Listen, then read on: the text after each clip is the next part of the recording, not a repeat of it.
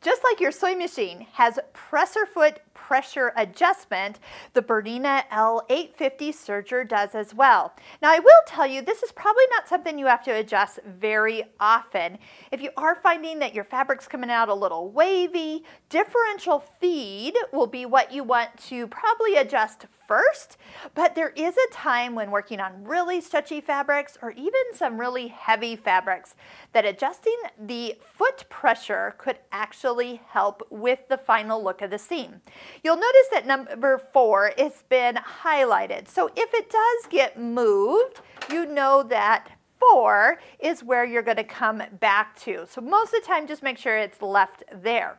For a lighter foot pressure, so it's almost like the foot's coming down on the fabric, but just ever so gently, come down to a smaller number, 1 or 2.